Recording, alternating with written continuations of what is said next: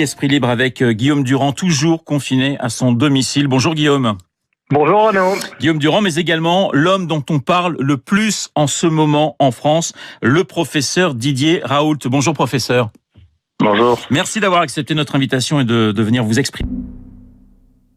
Infectiologue, microbiologiste et vous travaillez à l'IHU Méditerranée Infection basé à Marseille. Ce matin, vous nous redites qu'un traitement à la chloroquine peut fonctionner pour lutter contre le coronavirus. Votre nouvelle étude publiée hier vous conforte ? Écoutez, nous on a depuis le début bien sûr il y a beaucoup de pays qui utilisent maintenant l'hydroxychloroquine et il vient de sortir encore un très joli travail fait par les Chinois en comparant l'hydroxychloroquine cette fois-là contre un placebo qui montre qu'il y a une différence importante, en particulier dans les formes modérées à modérément sévères, c'est-à-dire avant que les gens aient une détresse respiratoire, parce que là ça devient une autre affaire. Et nous, ce que l'on a fait de différent, c'est qu'on rajoute en plus un antibiotique banal, l'antibiotique qui a été le plus prescrit dans les infections respiratoires dans le monde, qui est l'azithromycine. Et avec ça, on a des résultats aussi bien au laboratoire sur les cultures virales, qui sont spectaculaires, que chez les patients, où on a des résultats qui sont très impressionnants. Et donc, oui, on a depuis maintenant un certain temps commencé à traiter tous les patients avec cette association, avec des résultats qui sont à ce jour très satisfaisants. C'est une étude sur 80 patients, professeur ? On a publié une étude sur 80 patients et puis actuellement, des patients inclus, on en a plus de 1000.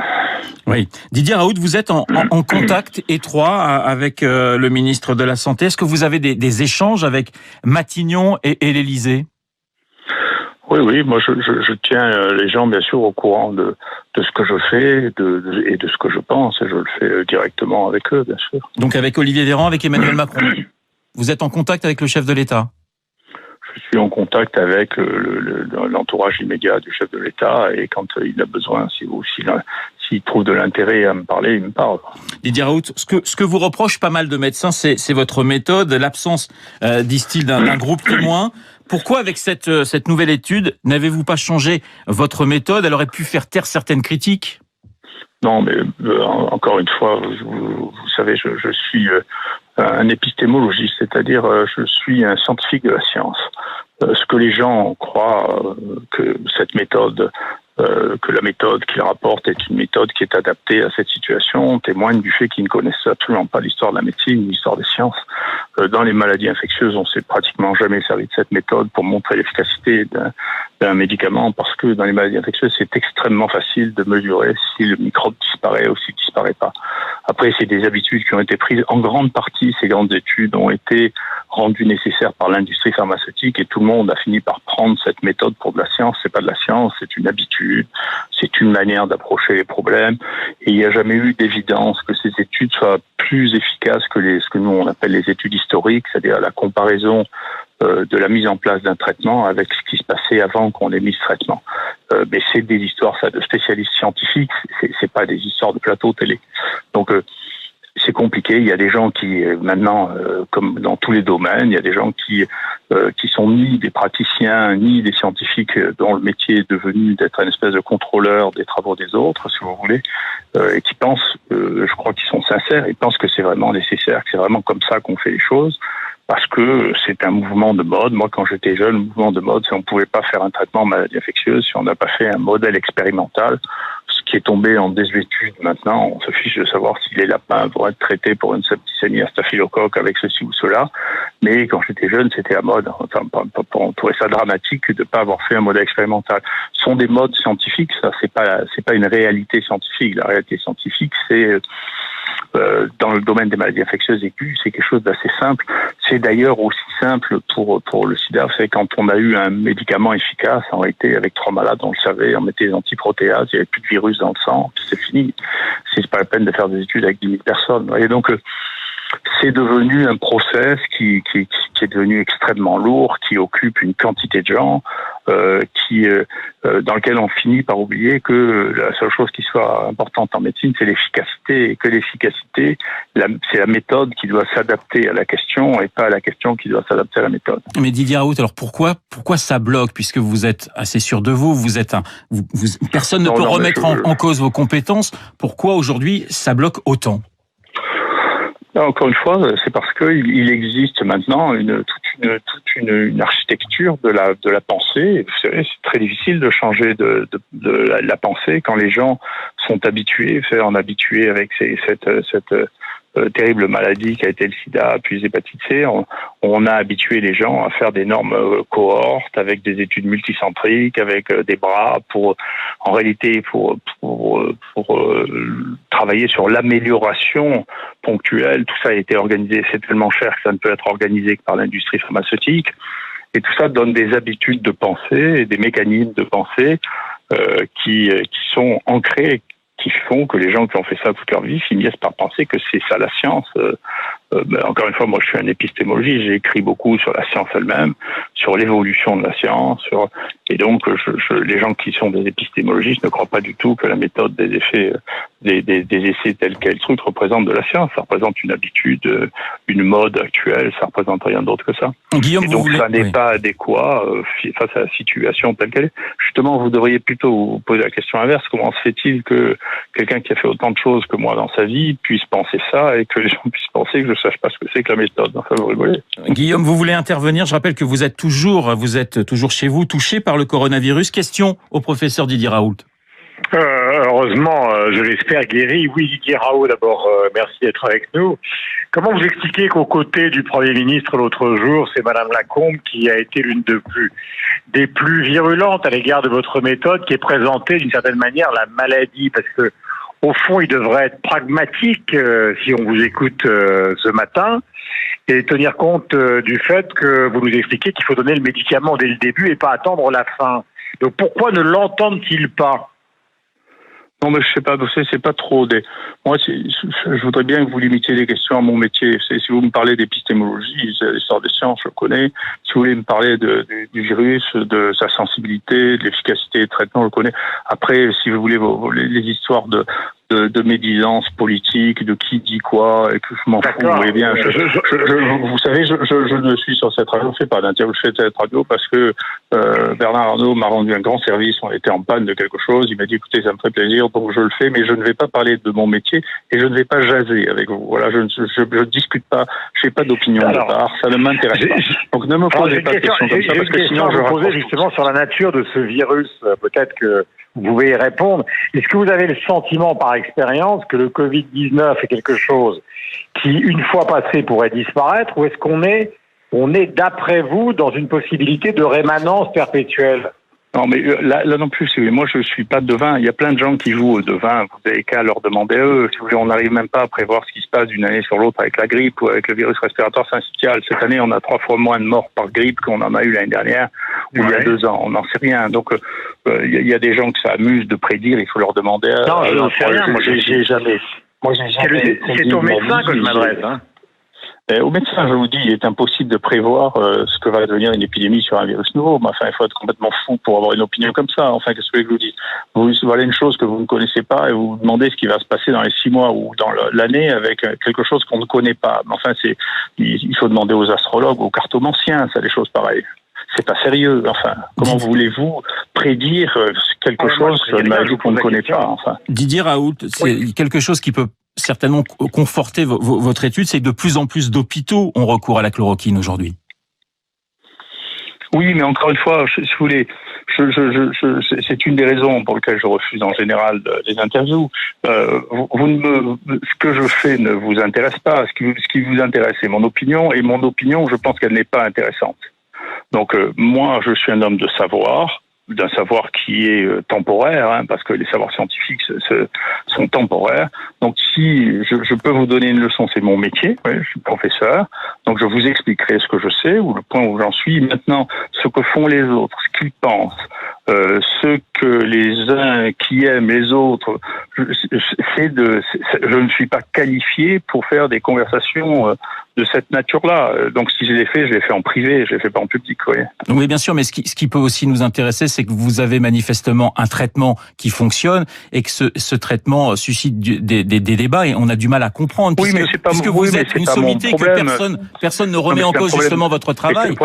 C'est un problème de société, c'est pas un problème qui me concerne. Je vous dis, je vois la société comme elle est, et puis c'est pas non plus ni la première fois ni la dernière fois. Vous savez, c'est comme ça. C'est la nature des humains de pas être d'accord, de se disputer. Voilà, qu'est-ce que je voulais que je vous dise. Vous êtes donc... Demandez aux sociologues, c'est aux sociologues qui vous expliqueront ça. Didier Raoult, vous souhaitez également un traitement, des tests à grande échelle pour la population. Ça va de soi avec un traitement pour vous ? Encore une fois, c'est pas ma question. Moi, vous savez, je suis un soldat de la médecine, hein, donc ici, pour vous dire la vérité, on voit 800 personnes par jour. On a inclus plus de 1500 personnes pour les traiter. On regarde, on essaie d'empêcher qu'ils meurent, on essaie d'empêcher qu'ils aillent en réanimation. Voilà, c'est ça mon métier, si vous voulez. Je veux pas commenter de savoir si le gouvernement veut faire des essais à plus grande enseigne, vous savez. Et puis ensuite, ce qui se passe ici, s'il y a qu'une chose que je peux vous dire, qui est une chose qui me frappe vraiment, qui me choque vraiment, hein, c'est que ce pays croit qu'il existe une science française, et vous savez, c'est pas vrai. Voilà. Et donc, c'est un énorme problème auquel j'ai déjà été confronté il y a 20 ans quand j'ai été chargé de mission au ministère de la Santé. C'est d'imaginer à l'époque, c'était le vaccin contre l'hépatite B que Kouchner avait arrêté en pensant que ça avait un lien avec la sclérose en plaques. Et donc, on était les seuls au monde à penser ça. Et je n'arrivais pas à leur dire, écoutez, mais comment vous pouvez penser quelque chose qui est dans le monde entier, ça n'existe qu'en France. On n'est pas quand même des mutants français. Donc là, il y a un véritable problème, une véritable réflexion qui est de se dire, mais pourquoi est-ce que, mon Dieu, pourquoi est-ce que la France serait un truc tellement particulier que on ne réfléchisse pas comme les autres. C'est une question, à mon sens, c'est une vraie question sociologique. C'est pas, personnellement, moi, les plateaux de télévision, par exemple, je m'en fiche. Ce qui m'intéresse, vraiment sociologiquement, c'est comment, à l'heure où on échange toutes nos données encore plus rapidement qu'avant, et donc, y compris, on fait ce que nous, on appelle les préprints, c'est-à-dire on met à disposition immédiatement nos données avant même qu'elles soient publiées pour que tout le monde les utilise. Comment, à cette heure-là, où tout le monde les lit dans le monde entier, hein, comment est-ce qu'on peut encore avoir une pensée qui est franco-française en se disant, voilà, nous, on sait mieux que les autres comment on fait. Non, moi, je fais pas comme ça, jamais fait comme ça. C'est pour ça que je suis compétitif, je regarde ce que font les autres. Quand ils font mieux que moi, j'essaie de les rattraper. Et je vous assure, les seuls qui font mieux que moi actuellement, c'est les Chinois. Donc, moi, et tout l'extrême-orient. Eux ont 10 ans d'avance sur nous. C'est eux les très très bons, et donc je regarde ce qu'ils font, ça m'intéresse, j'essaie de rester compétitif avec une course aux équipements et à la science moderne qui nous caractérise, si vous voulez, et donc si vous voulez, les opinions méthodologiques et les réflexions, c'est très intéressant, mais honnêtement, c'est pas mon problème. Moi, je fais pas de la recherche en méthodologie. Voilà. L'autorisation de la chloroquine est-elle un dernier recours ? Là, actuellement, elle est autorisée dans si vous voulez aussi, c'est quelque chose d'un peu étrange, ça se distribuait sans ordonnance.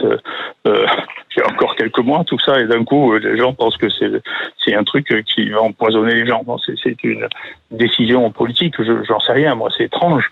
Si vous voulez, quand même, moi, je prescris ça quand même depuis 25 ans dans les maladies infectieuses, hein, dans le chloroquine. Jusqu'à présent, personne ne trouvait que c'était un poison, et que c'était...